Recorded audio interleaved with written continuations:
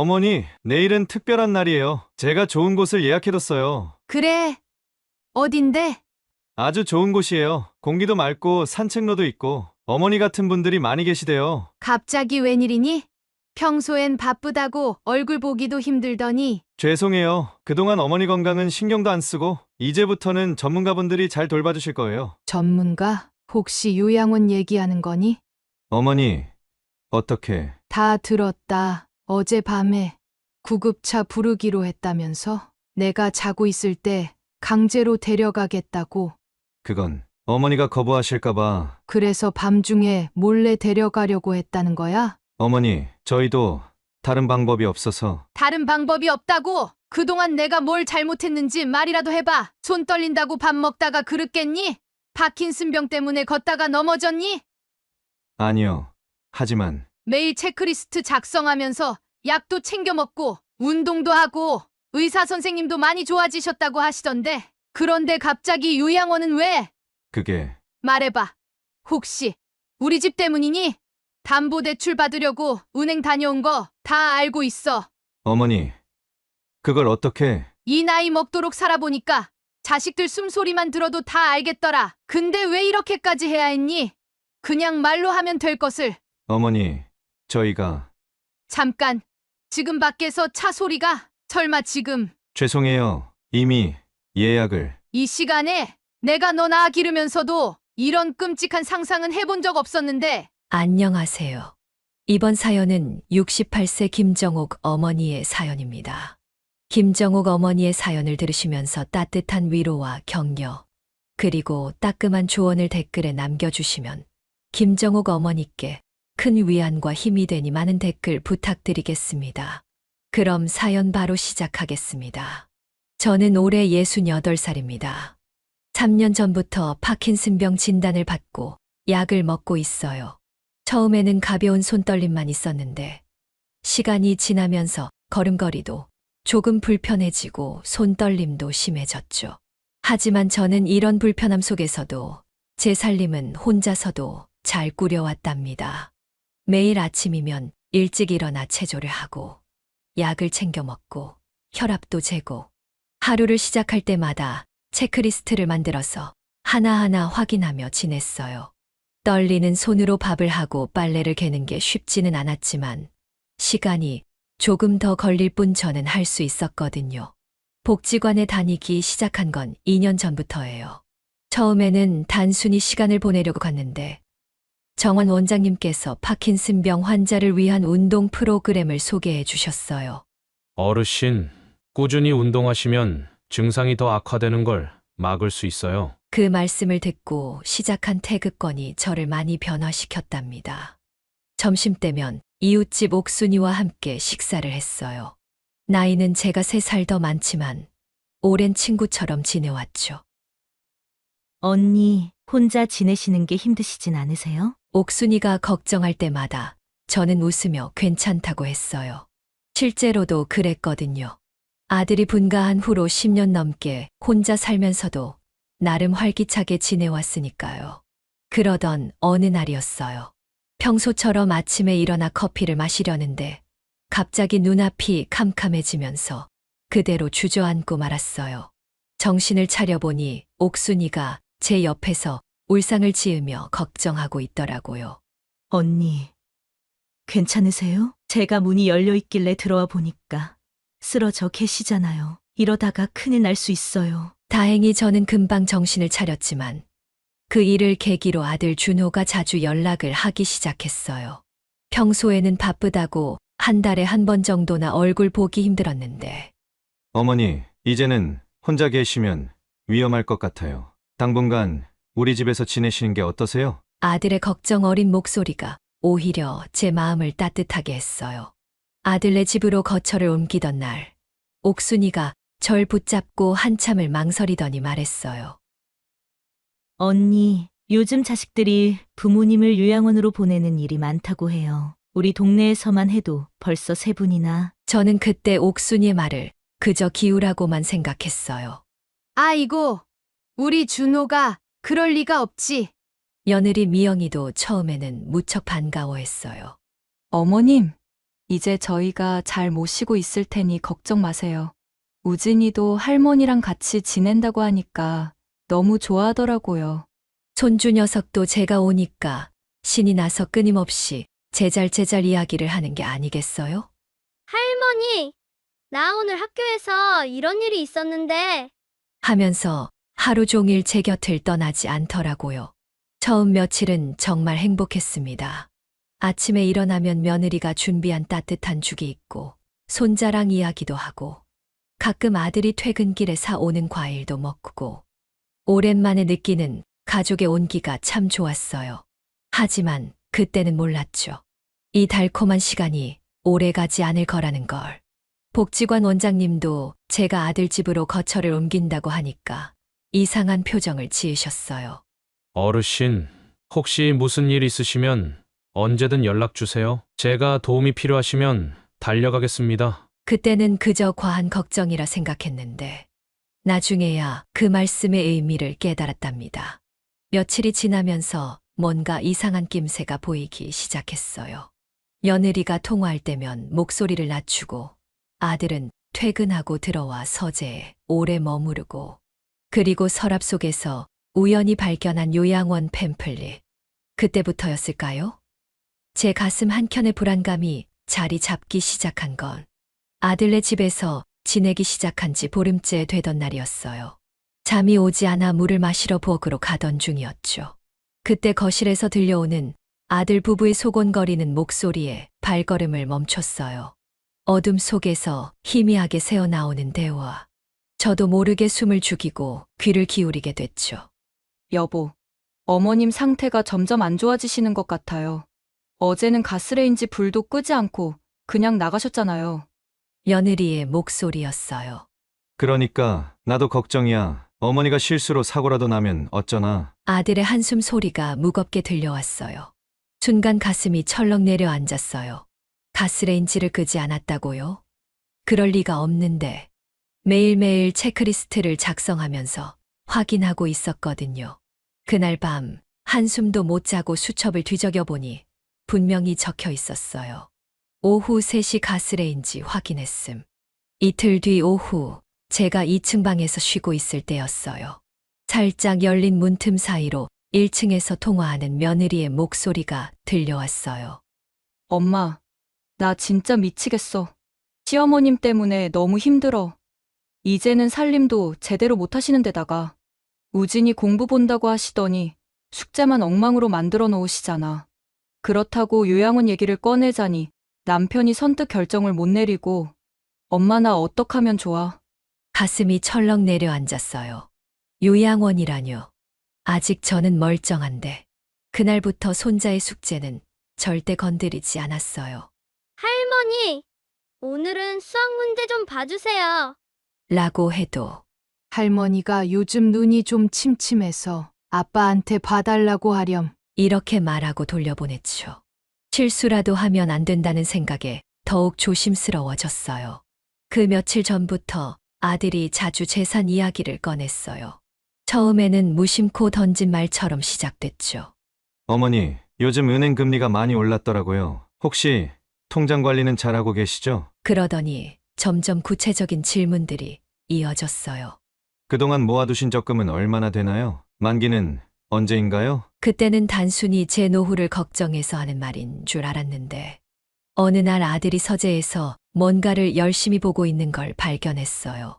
평소엔 잘 닫혀있던 서재 문이 살짝 열려 있어서 지나가다 무심코 들여다봤는데 책상 위에는 요양원 관련 서류들이 잔뜩 펼쳐져 있더라고요.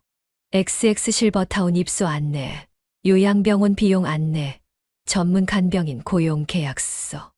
한참을 넋놓고 서류들을 바라보고 있는데 갑자기 손자가 뛰어들어왔어요. 아빠, 할머니 요양원 보내는 거야? 민수네 할머니처럼? 순수한 목소리로 묻는 우진이 아들은 당황한 듯 서류들을 서둘러 치우며 아니야.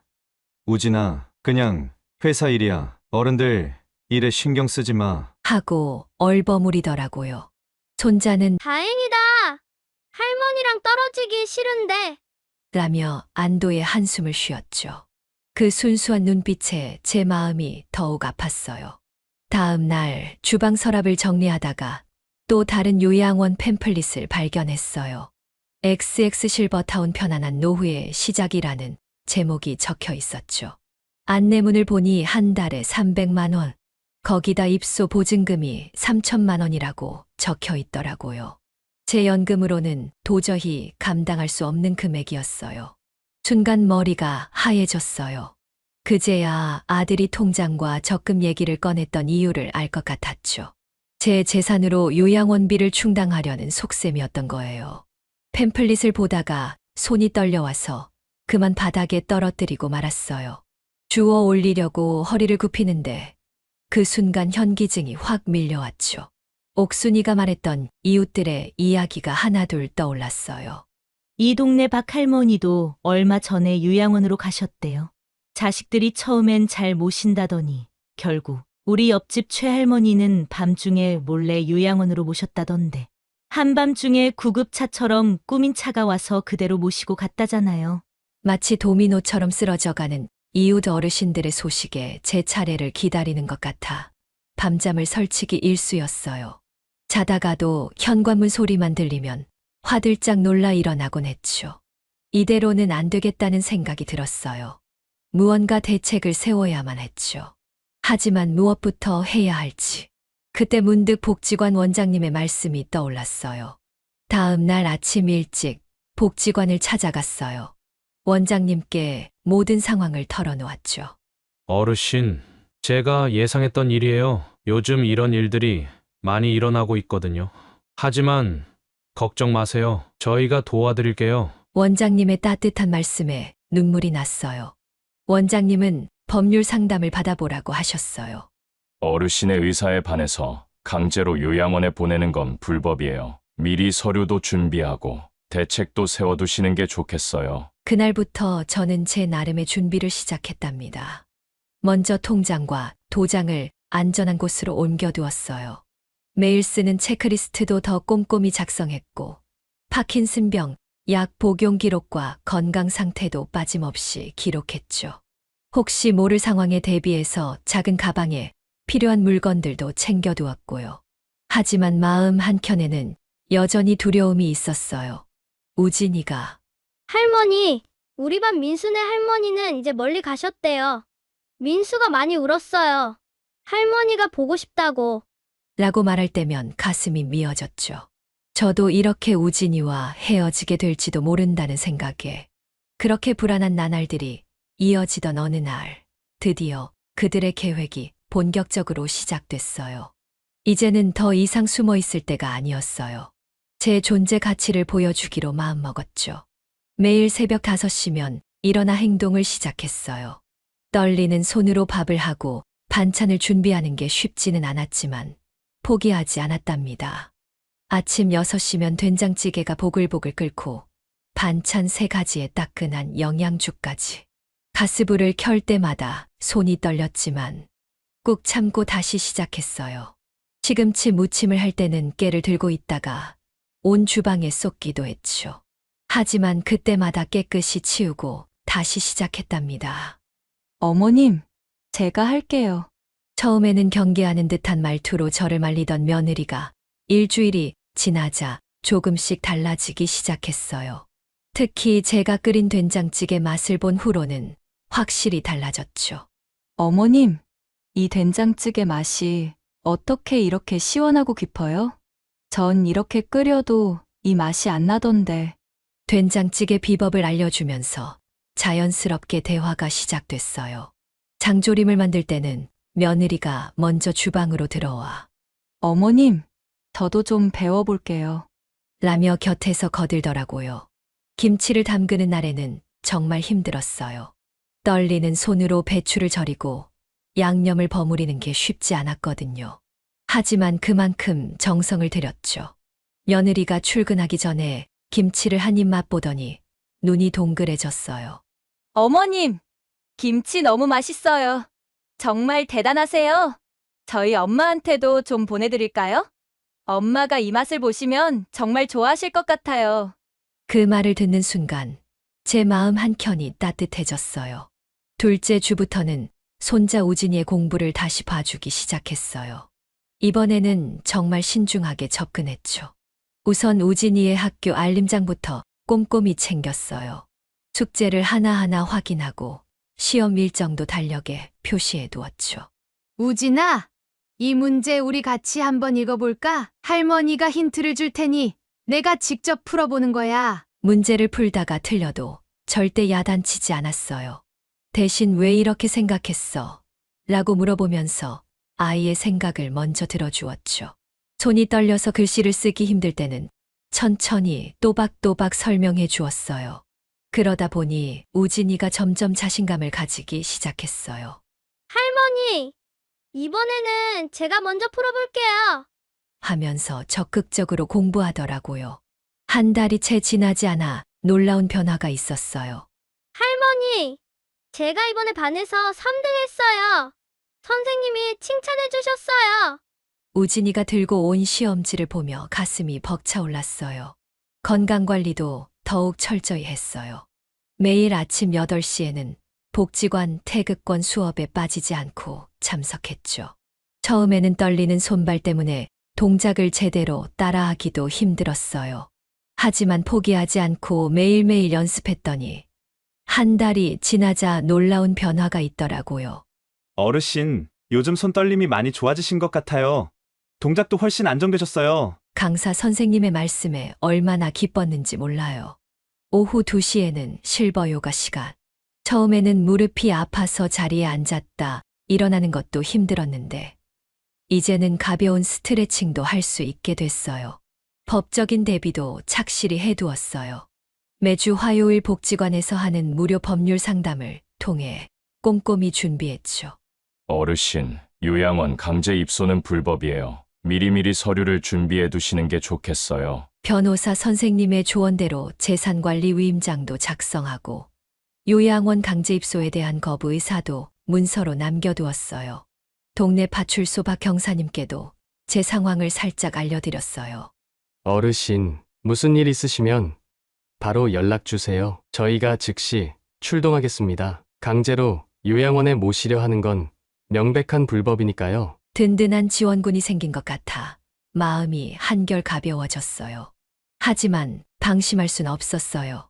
가끔 들려오는 아들 부부의 소곤거림, 서재에 쌓여가는 요양원 팸플릿들. 어느 날은 아들의 휴대폰에서 실버타운 대출상담이라는 문자가 와 있는 것을 우연히 보기도 했죠. 이 평화로운 일상이 얼마나 갈지 알 수 없었지만 이제 전과는 달랐어요. 당당히 맞설 준비가 되어 있었거든요. 이웃들과도 더 가까워졌어요.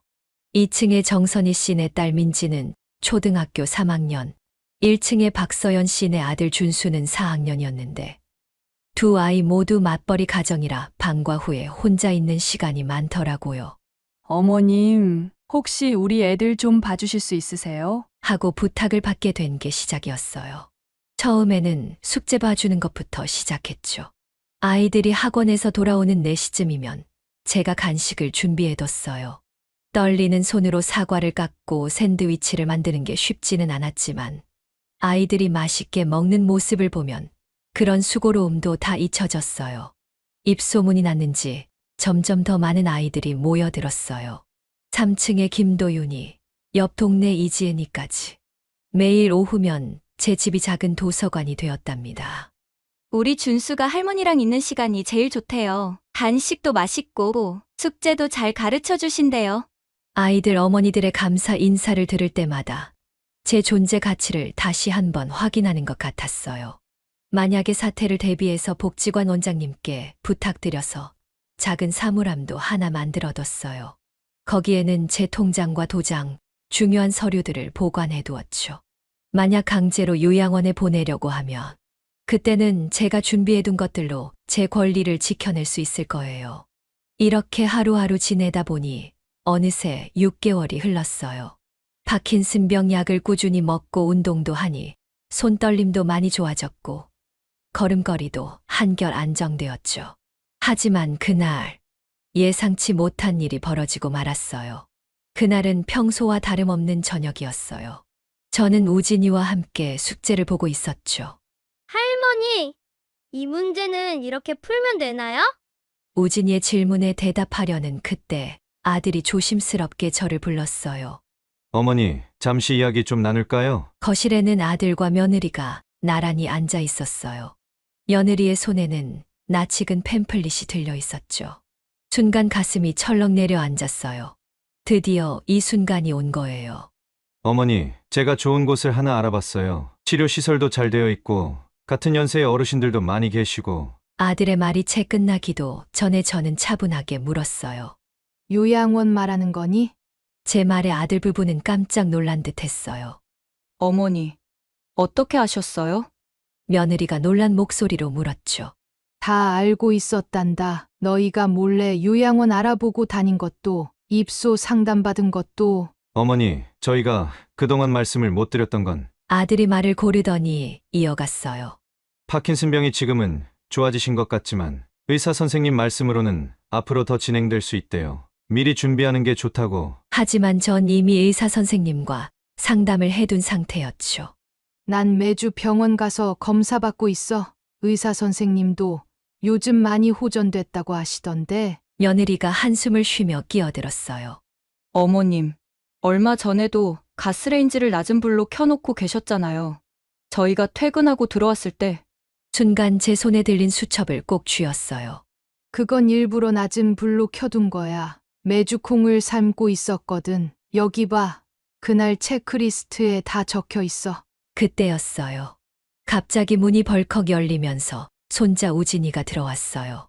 안 돼요. 할머니 보내면 안 돼요. 아이의 눈에는 이미 눈물이 그렁그렁했어요. 우진아. 아들이 달래듯 부르자 우진이가 제 품으로 파고들었어요. 할머니가 있어서 제가 공부도 잘하게 됐고, 이제 반에서 3등이에요. 선생님이 칭찬도 해주셨단 말이에요. 아들의 표정이 순간 흔들렸어요. 하지만 이내 단단한 얼굴로 말을 이었죠. 어머니, 사실 이미 입소 수속은 다 마쳤어요. 다음 주부터. 그 말을 듣는 순간 온몸에 힘이 빠졌어요. 제 의사는 전혀 묻지도 않고 이미 모든 걸 결정해버린 거예요. 그럼 내 재산은? 내 통장은 어쩌고? 제가 떨리는 목소리로 물었어요. 아들이 잠시 망설이다가 대답했죠. 요양원 비용이 한 달에 300만 원이에요. 입소 보증금은 3천만 원. 어머님 연금이랑 적금으로는 부족해서 어머님 집도 담보대출을 좀. 안 돼! 제가 소리를 질렀어요. 내가 평생 모은 재산인데 내 의사도 묻지 않고 맘대로 정하다니. 다행히 전 이미 중요한 통장들은 복지관 사물함에 옮겨둔 상태였어요. 집 등기부등본도 복지관 원장님께 맡겨두었고요. 그날 밤 방으로 돌아온 우진이가 흐느끼며 말했어요. 할머니, 아빠가 내일 밤에 할머니 모시러 구급차 부르기로 했대요. 그 순간 등골이 오싹해졌어요. 마치 최할머니처럼 한밤중에 몰래 데려가려는 거였어요. 정신없이 복지관 원장님께 전화를 드렸어요. 다행히 늦은 시간이었지만 전화를 받으셨죠. 어르신, 절대 혼자 계시면 안 됩니다. 제가 지금 당장 파출소에 연락드리고. 원장님의 음성이 떨리고 있었어요. 서둘러 옥순이에게도 연락했어요. 언니, 걱정하지 마. 내가 도와줄게. 하나둘씩 제 편이 생기는 것 같아 조금은 안심이 됐어요.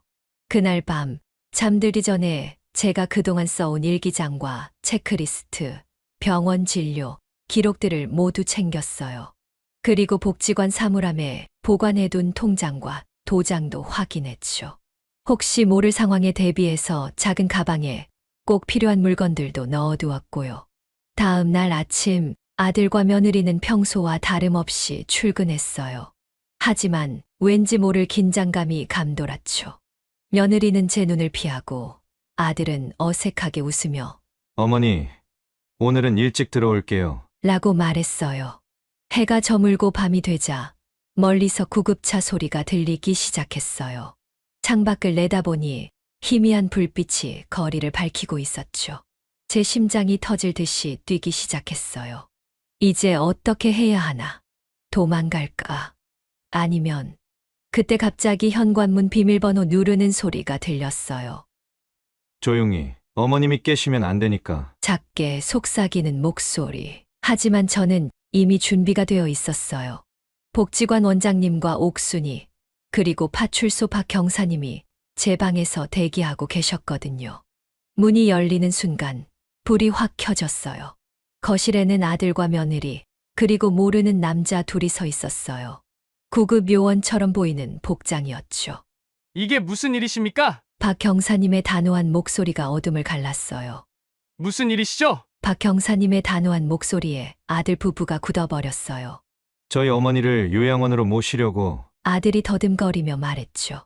본인 동의 없이 강제로 요양원에 입수시키는 건 불법입니다. 특히 한밤중에 이런 식으로 하시는 건 더더욱 문제가 됩니다. 복지관 원장님도 앞으로 나오셨어요. 준호 씨, 어머님은 아직 혼자 생활하시는데 전혀 문제가 없으세요. 오히려 요즘 건강이 많이 좋아지셨는데 왜 이러시나요? 옥순이도 한마디 거들었죠. 정말 그래. 요즘 언니가 얼마나 좋아지셨는데 우리 동네 아이들 숙제도 봐주시고. 저는 떨리는 손으로 제가 그동안 모아둔 자료들을 꺼냈어요.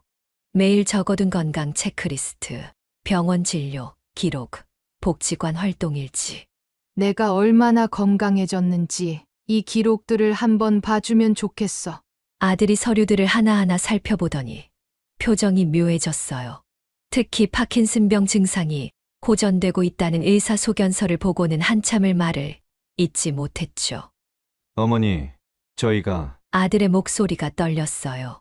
그때 며느리가 갑자기 끼어들어 이야기를 하더라고요. 병이 더 악화되면 그때는 어쩌시려고요? 저희도 어머니 계속 간병하고 돌봐드리기 어렵다고요. 그러니 지금 미리 준비하자는 건데 그게 그렇게 나쁜 건가요? 왜 저희를 나쁜 사람 만드세요? 너무하신 거 아니에요. 그때였어요. 우진이가 자기 방에서 무언가를 들고 나왔어요. 할머니가 도와주신 숙제들이에요. 마치 보물처럼 소중히 간직해둔 공책들. 거기에는 제가 봐준 숙제마다 빨간 펜으로 꼼꼼히 첨삭해준 흔적들이 남아 있었죠. 할머니가 계시면서부터 제 성적이 이렇게 올랐어요. 선생님도 칭찬해 주시고, 저 이제 공부하는 게 재미있어요. 일기장도 있었어요. 오늘도 할머니가 숙제를 도와주셨다. 손이 떨리는데도 글씨를 예쁘게 쓰시면서 하나하나 설명해 주신다. 할머니는 마법사 같다. 어려운 문제도 쉽게 설명해 주시고, 내가 틀려도 절대 화내지 않으신다. 우진이의 일기를 읽는 동안 아들과 며느리의 눈시울이 붉어졌어요.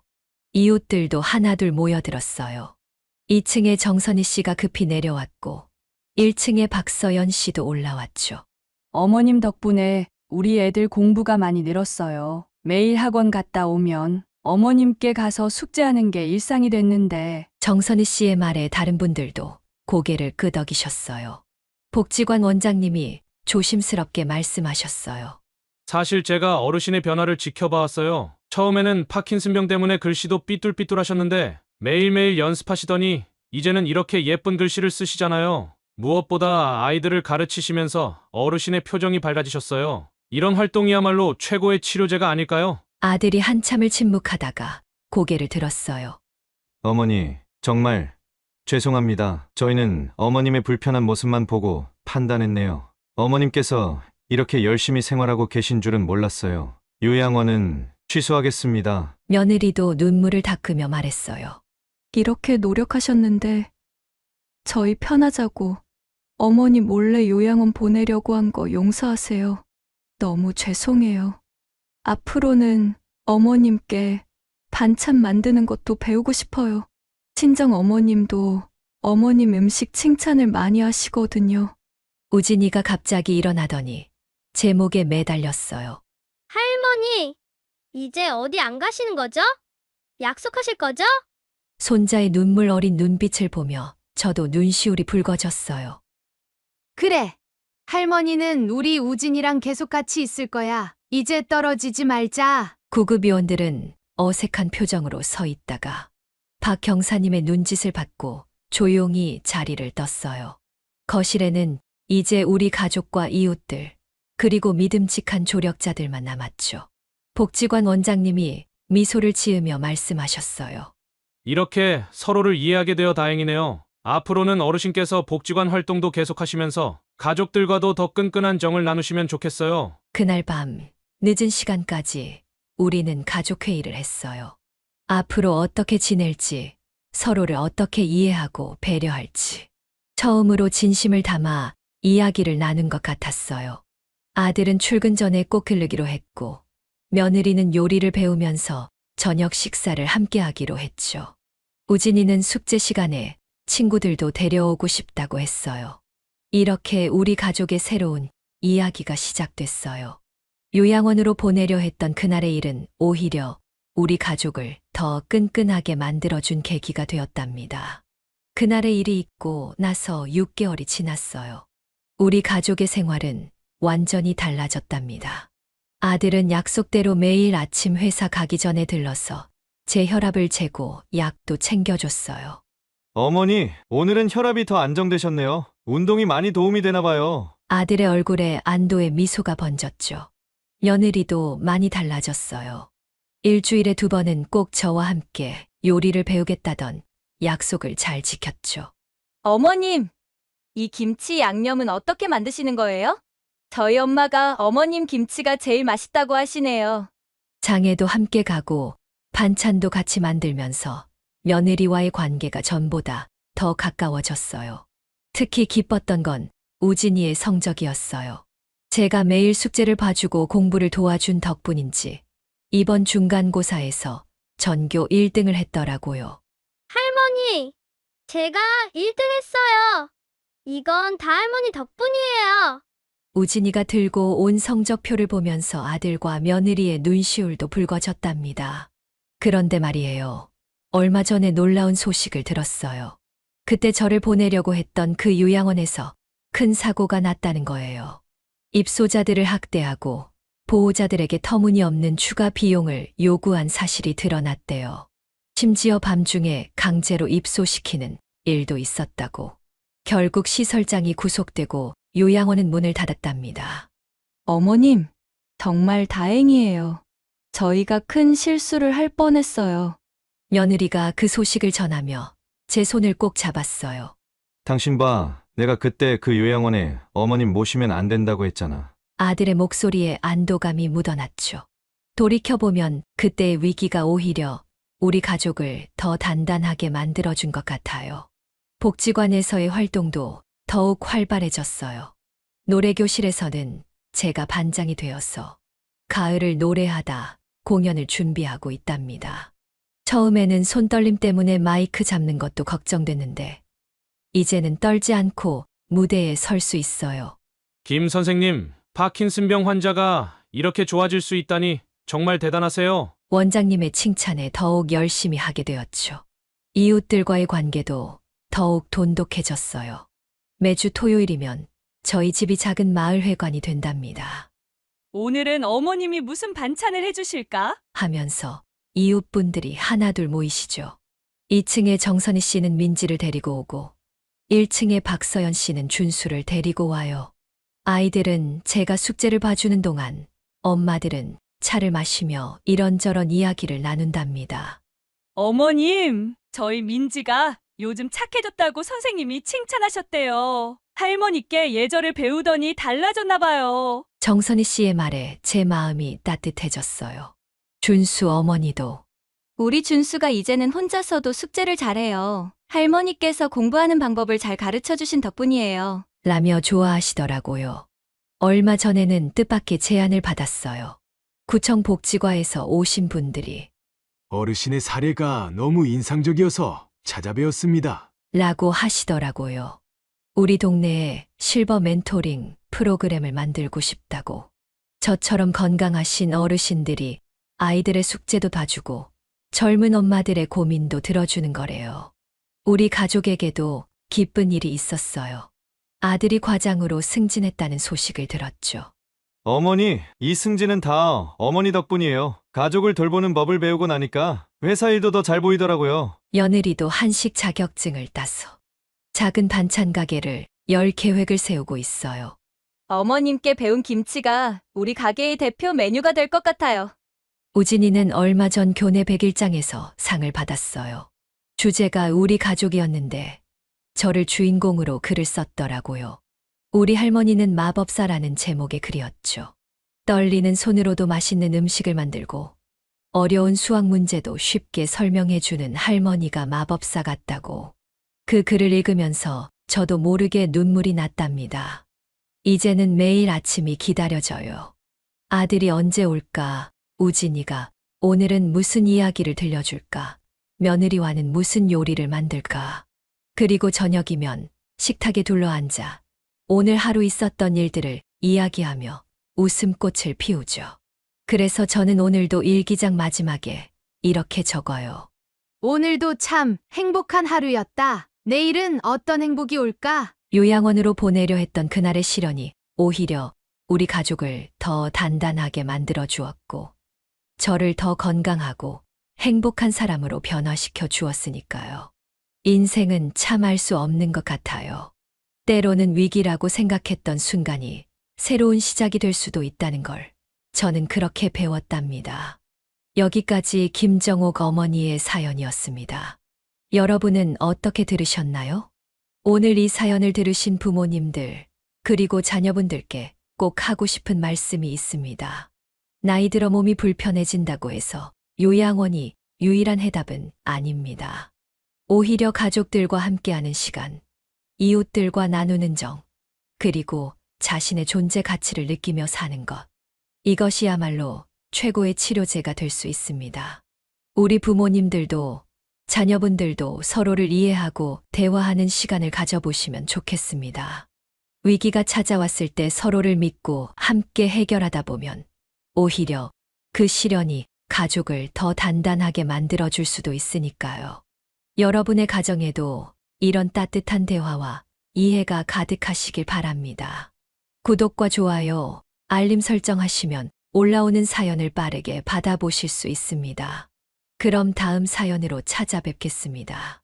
고맙습니다.